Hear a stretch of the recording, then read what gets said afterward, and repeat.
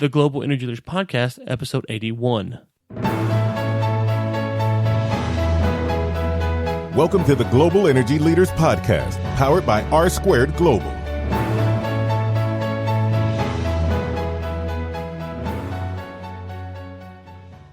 Welcome to another edition of the Global Energy Leaders Podcast. As always, I'm your host, Ron Ray. So good to have you. And today we get into something that we've kind of talked about before on the show, but from a different angle. And what I'm referring to is, of course, solar energy at large. But how will solar make itself viable in the market? And Christopher Hopper, who is a Forbes 30 Under 30 member, walks us through what they're doing and how that might change the game. And I think that when you sit back and you look at solar, we talked about with David Williams, peer-to-peer trading and stuff like that. It's ideas like this that are going to bring solar, in my opinion, at least more prominence in the marketplace and give it a better positioning to be competitive, which leads to our question of the day. Solar energy. Right now, are you buying or selling on solar energy? Would love to hear your thoughts. Ryan at globalenergymedia.com. That's Ryan at globalenergymedia.com. We've had a lot of discussion about solar, but have not heard from you. Let me know, and we will read your answer on the air. Without further ado, here's my conversation with Christopher Hopper, who is the co-founder and CEO of Aurora Solar. And you can find out more information at their website, which will be linked in the show notes. Well, Christopher, it's always an honor to have on a Forbes 30 Under 30 member. How are you doing today? Very well. How are you, Ryan? Well, I'm good. As I was telling you before we got on the air, I'm always jealous of the Forbes 30 Under 30. I'm 32 now, so it's one of those life achievements that I just will never be able to accomplish. But congratulations to you, obviously. And what got you interested in energy? Oh, that's a good question. A longer story. I got into energy during my undergrad studies. Actually, I studied electrical engineering. I always really enjoyed engineering, and I enjoyed my studies. But one of the things that frustrated me was that I felt like we're learning a lot of theory, but there wasn't as much opportunity to apply the theory that we learned. At least that's how it felt. Being in school, there's just problem sets and exercises. But I guess I'm a practical person. I like to apply what I learned. So right. I tried to find a way to I guess channel that energy, no pun intended. And with a couple of friends of mine in undergrad, we started a charitable organization that focused on developing electrification solutions for off-grid communities in emerging markets. That's a problem that we came across as we're researching different ways of applying our knowledge. We quickly learned that there's more than 1 billion without access to electricity. And that's obviously not electricity to run your Xbox or your big flat screen TV, but not having access to electricity, a lot of downsides. First and foremost, productivity loss, right? People typically live with the sun in those areas, so sun sets at 6 o'clock, and there's no more studying for the kids, no more, basically all life sort of slowly grinds to a halt because you just go with the sun or live with the sun. So what people then do is they use kerosene lamps for lighting, which has a lot of negative side effects. It's a fire hazard. People actually inhale the fumes of it indoors, which is quite toxic. So by providing people access to electricity, you can mitigate those effects. So it has positive health effects and also creates productivity in those communities. So that's why we looked at this problem, and we ended up settling on this idea of centralized battery charging stations that were solar powered, that could then be scaled up and deployed across those type of communities. So that was my first foray into solar and into energy. You mentioned something there that kind of gets lost sometimes in an energy discussion, is that people who are using wood and they're putting fire, is that they intake a lot of pollutants just by that manner of using that kind of energy. And we kind of, when we talk about energy and pollution and how that affects the world, it seems to be carbon, fossil fuels is the debates around there. But there is a practical, just daily thought process that people who are using older means of technology, if you will, original means almost, that they're suffering from direct pollution because of the effects of the fires. Yeah, absolutely. I mean, here, in the West, we think about pollution sort of on the macro scale, like what's the effect on climate change and whatnot. But yeah, in those communities, it has a very direct effect on people's lives and health. These numbers might be a few years old now, but at the time I read studies that said that there's somewhere between 700 to 800 million people worldwide that inhaled fumes equivalent to more than a pack of cigarettes per day. So that's a significant issue, and that's even putting aside the fire hazard. You kick down the kerosene lamp and your house is ablaze. So there's a lot of issues like that are not immediately apparent, but are still very significant. Okay, you mentioned batteries, solar batteries, a few minutes ago, and I'm just curious. I hear a lot of debate over how good the solar battery technology is today. I hear some people saying that it's really made a lot of strides, and I hear other people who aren't nearly as optimistic. What is your stance on solar battery technology? Is it obviously it's not where it probably needs to be or where people want it to be, and we're still looking to improve it. But is it a viable solution right now? Good question. I think the answer is quite complex.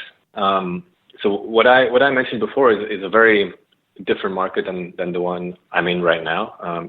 These batteries were sort of very small scale, a couple of amp hours, just portable batteries for people to provide basic LED lighting at home and phone charging and the like. So the technology was definitely totally applicable for that use case.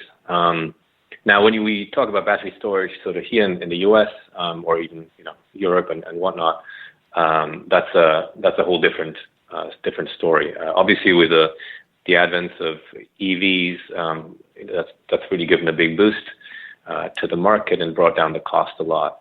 Now, as to whether batteries are viable, really depends on the use case. There's many different market segments that have different applications for batteries, coming from transmission and distribution to commercial applications, and then all the way down to the residential applications. On the residential level, it's certainly in the U.S. It's tough to make the economic case for it. You can certainly make a case around energy independence, and you might want to go off grid for other reasons, or just generally because you're not close to a grid, and then the economics look quite differently. But for a mainstream on-the-grid consumer, those economics are challenging. In the commercial sector, however, that's much easier to make that use case, and that mainly has to do with typically demand reduction. So commercial clients get penalized for, spikes for the peak energy consumption or peak power consumption. So anything that can reduce the peak instantaneous power of a commercial customer can have a big economic benefit. So there you'd use the batteries not so much to provide long-term energy, but just whenever there's a spike in consumption to shave that off. So it's called peak shaving, and there the economics can be very attractive. So yeah, and then once you get to the utility level, the economics are again much different and more complicated. So it really depends on which segment you're looking at, and also on the geography. I mean, what I'm saying now is very U.S. Centric, but if you're looking at Europe, especially Germany and Australia, we're getting to a point where batteries for self-consumption can be quite economical. So that's probably going to be a big area of growth is battery plus solar plus storage systems in those markets where you have a big spread between the feed-in tariff that you would get if you have one and the energy cost you pay to the grid. So the bigger that spread is, the more attractive it becomes to install solar plus storage systems. Okay, well, no doubt it's a big growth segment and it's a big part of the future. But yeah, it depends today on which segment and geography you're in. Right. This is, as I think I understand, maybe your second or third startup that you're a part of, and so you're at Aurora Solar now. So what made you want to start this? It looks like you guys are in the cloud, using cloud-based technology. Kind of give us a 30,000-foot overview of what you guys have going on, and I want to kind of transition from there. Yeah, actually can tie the two together. My previous experience was like I said, in emerging markets, and that was my first foray into solar. Out of that came actually 2 startups. One that I was a part of called BBOXX that now provides commercial electrification solutions for those communities. Because quite quickly we realized that the only way to make an impact was to provide a commercial solution that makes economic sense in itself. But anyway, so then I came to the U.S. Actually for business school, and I had a strong passion for engineering. I was obviously interested in energy. Had sort of that experience in my background that was quite formative for me. And then here I met my co-founder Sam, and we bounced a couple ideas off each other. And then actually he came up with the idea. He said, "Why not build, design, sell, install commercial systems in emerging markets?" Based on my background, he thought, this could be a viable thing. Often, even in non-off-grid communities, and even in bigger cities, you have issues around the reliability of the electricity or the cost of energy, and so forth. So it seemed to make sense to start a business that does the whole A to Z, selling, designing, financing, installing, managing commercial solar installations in emerging markets. So we did a pilot project back in 2012, a 50 kilowatt system for a school back in Nairobi. They were paying, I think, it was close to 30 cents per kilowatt hour by the time you factored in the diesel generator, and they'd have power cuts every other day. And yet they had a lot of sun. So it was a pretty good first project for us to do. And yeah, that's how we set out and installed this system with a big battery bank. And it was a big success. They now save on their bill. They have no more power cuts, and they have obviously a nice flashy solar installation on their roof. And through that process is really how we experience the pain point that we're solving today. It takes a lot of work, a lot of quote unquote figuring out a solar installation. So there's a lot of variables that play into that. What's your location? Like, what's the weather data? What's the weather like in that location? What's the roof structure? How much roof area do you have available? What's the shade profile of any neighboring trees or buildings casting shade on your roof? What is the electricity rates like? If you feed in, like, what's the tariff, the structure of the rate? How much energy consumption do you have today? Do you do a feed-in tariff or net metering? How much energy you offset? How much you're saving on your bill? And how do you finance the system? Is it a cash, a loan, a lease? So there's just many, many variables, not even going into the whole system design and the electronics of it. So it becomes very tough to figure out a good, let alone an optimal solution for a given project. We solved that in the early days by basically just building this giant Excel spreadsheet that just kind of kept growing and growing in scope. But at some point we realized, well, if we want to do this as a scalable business, we need some sort of software to assist us in the process. And we were surprised to find that the software tools hadn't really kept up with the growth of the industry.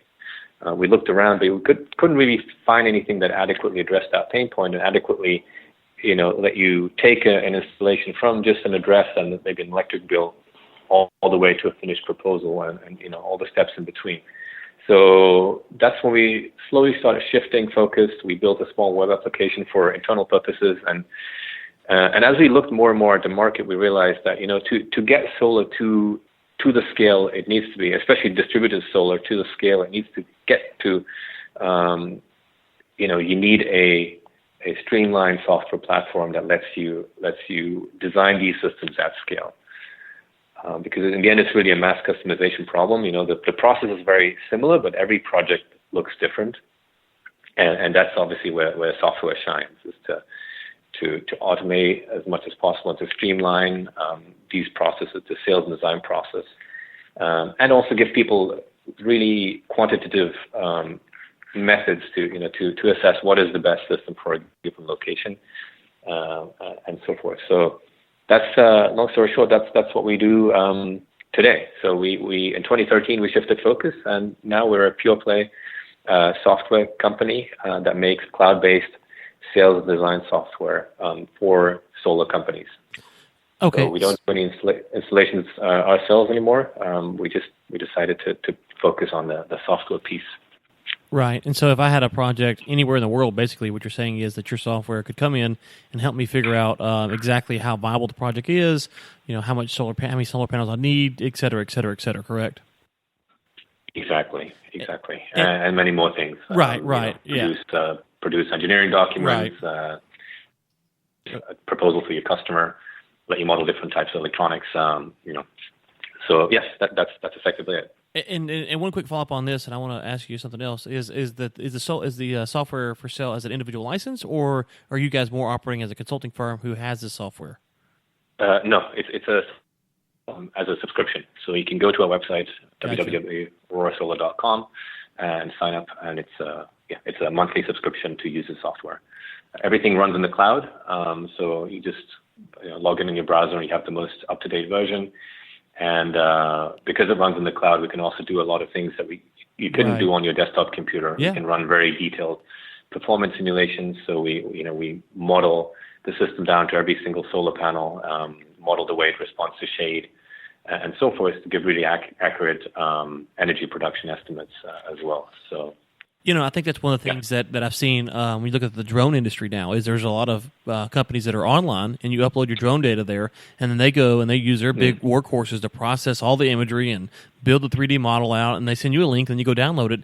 And it's really a smart way to do things because we all can't have big workhorse computers and servers and all this stuff. Like me, I got a laptop that can do the 3 or 4 things I need to do, but I can't process huge amounts of data because it's not built for that. And so I like where technology is going, where you can send stuff to the cloud, let the cloud do the processing, just to kind of break it down like that, and it sends it back to you. So I love that idea. Now, I have a question here because this is one of the things, and we talked about this on the show before, where I think solar, in my opinion, could really get some legs underneath it if you had the capacity. So like right now, if I could put solar panels on my house and then sell it back to the grid. In the U.S., that doesn't really work very well. You talk to different people around the U.S., there's varying opinions on how much you can get back into the grid and how the power company work. But internationally, in these emerging markets, one of the things I think that there might be some opportunity if you take your school in Kenya and said, okay, how are they going to finance this, A? And then B, if they had the capacity to then sell some excess energy back to the grid, then they could generate some revenue as well.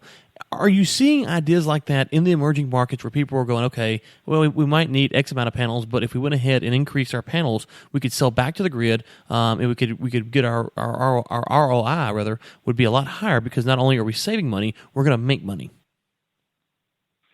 That's generally how feed-in tariffs work. I've been working in emerging markets in a little while, so my information might be a bit outdated. In Kenya at the time, it was not possible to feed in because there's a whole regulation side of it, right. whether utilities permit you to feed in. There's also the issue in this case that the grid cuts out every other day. At least back then, that's roughly how often it was. And when the grid's down, you can't feed in. So there's that issue as well. So that's why in this case we sized and designed a system primarily for self-consumption, and we installed a battery bank also to provide for the power cuts to make sure there's no interruption in service. But yeah, that can definitely make sense. As why not oversize your system you're installing anyways? But it's mainly a question of regulation and of utilities permitting that and working that out. So there's a complex debate that's happening and that needs to go on to determine what is the right mix of solar. How do you compensate people for solar? There's a debate raging right now in the U.S. About that. And it's important that we go through that process to figure out what's the value that solar provides, and how does that fit into utility rate pricing.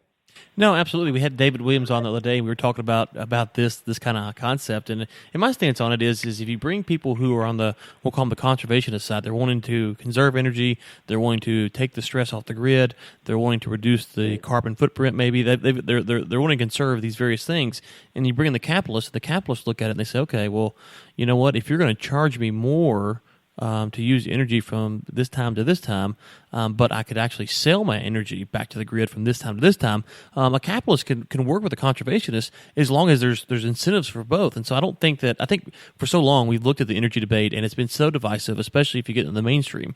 It's so divisive. You have to be on one side or the other. Whereas now I'm encouraged by ideas, companies like yourself, where you can sit back and you start to say, okay, you know what? If you're wanting to conserve energy, you can do that and still have a capitalist mindset. But regulation, as you mentioned, seems to be kind of the biggest thing holding us back. And there's some good reasons for that. Obviously, if we deregulated the U.S. grid tomorrow, we'd have huge problems. So it is a conversation, and we've tried to have that on the show.